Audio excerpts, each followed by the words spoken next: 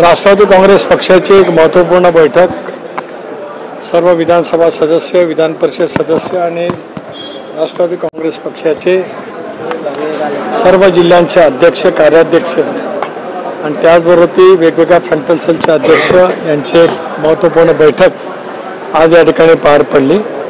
साप्ताहिक बैठकीच्या निमित्ताने आम्ही नेहमीच आमदारांशी संवाद करत असतो, परंतु आम्ही येणाऱ्या स्थानिक स्वराज्य संस्थांच्या निवडणुकीच्या दृष्टिकोनातून प्रत्येक जिल्ह्यावर आम्ही त्या ठिकाणी पक्षाची स्क्रीनिंग कमिटी नेमणार आहोतच, पण त्याचबरोबर ती आज दादांच्या माध्यमातून जे काही कार्यक्रम त्या ठिकाणी सुरू झालेले आहेत, परिवार संवाद, परिवार मिलन, राष्ट्रवादी काँग्रेस पार्टी आणि जनसंवाद, हे सुद्धा उपक्रम राज्यपातळीवरती मी, प्रफुल्लभाई भुजबळ साहेब, पक्षाचे सर्व कॅबिनेट मंत्री, राज्यमंत्री त्या ठिकाणी करतील आणि विधानसभा क्षेत्रामध्ये ते आता विधानसभेचे सन्मान्य सदस्य आणि विधान परिषद सदस्यांना सुद्धा आम्ही काय मतदारसंघ त्या ठिकाणी नेमून देणार आहोत। दिवाळी संपल्याच्या नंतर त्याच्या अशापैकी थेट जनतेशी संवाद उपक्रम राष्ट्रवादी काँग्रेस पक्षाच्या माध्यमातून त्या ठिकाणी घेतले जातील।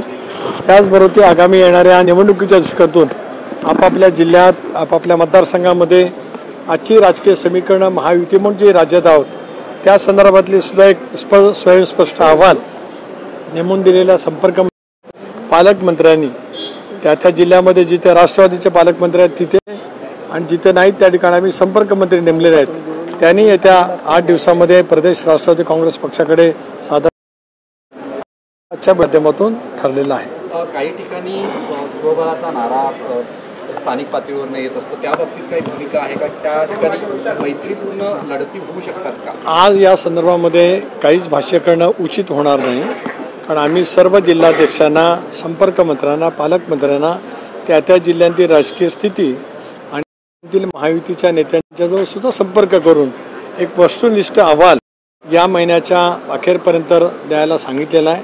2 टप्प्यामध्ये अहवाल येईल। एका टप्प्यामध्ये पक्षाचं संघटन, नगरपालिका निहाय, जिल्हा परिषद गट निहाय याची माहिती देणारा आणि मग महायुती म्हणून आज आपले पक्ष आहेत यांच्यासोबत समेतची त्या मतदारसंघातील राजकीय स्थिती याचाही अहवाल आमच्याकडे प्राप्त होईल। त्यानंतर या संदर्भातला अंतिम निर्णय समन्वय समिती आणि राज्याचे 3 नेते एकत्रितपणाने बसून घेतील। हिंदुत्ववादी संघटनांनी त्यांची बाजू घेतलेली आहे। मिलिंद एकबोटे आणि अन्य काही लोक असं म्हणतात की तुम्ही हिंदुत्वाच्या मतांवरती सत्तेत आलेला, त्यामुळे संघटनांना आपल्यापेक्षा त्यांना मंत्रिमंडळात घ्या। एक असं आहे, कुणी कुठल्या मतदर्शित करावं त्यांचा लोकशाहीमधला हक्क राहील, कारण व्यक्ती स्वातंत्र्य आपण प्रत्येकाला दिलेलं आहे, परंतु पक्षाचे निर्णय पक्षपातीवरती पक्षाच्या कोर ग्रुपमध्ये होतात आणि ते काय कोणाच्या सल्ल्याने होतात अशातला काय भाग नाही। हे निर्णय पक्षाची एकंदरीत संख्याबळ, प्रादेशिक विचार करून पक्ष त्या संदर्भातला निर्णय घेत असतं।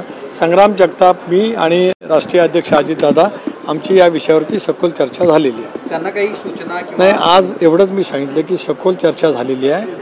त्यांनी जे वक्तव्य केलं त्याच्याबद्दल पक्षाने त्यांना एक नोटीस बजावली माझ्या सहीनीच, त्या संदर्भातलं त्यांचं उत्तर लवकरच अपेक्षित आहे। मिलिंद एकबोटेंनी याच प्रकरणावरती बोलताना सांगितलं की अजितदादा तुम्ही वेगळीकडे राजकारण घेऊन जाऊ नका आणि या संदर्भात तुम्ही भाजपच्या सरकारमधील एक घटक आहात। मी आपल्याला तेच म्हटलं की कोणी काय बोलावं तो त्यांचा अधिकार आहे, पक्षाने काय भूमिका घ्यावा पक्षाचा लोकशाहीमध्ये अधिकार आहे।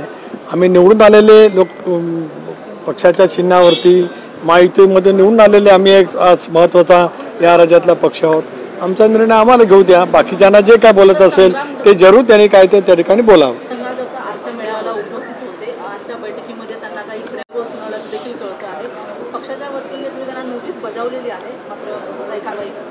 मी आपल्याला ते सांगितलं, सविस्तर चर्चेची माहिती आपल्याला दिली की त्यांना नोटीस माझ्या सहीने जी बजावलेली आहे त्याच्याबद्दलचं उत्तर त्यांच्याकडून लवकरच अपेक्षित आहे।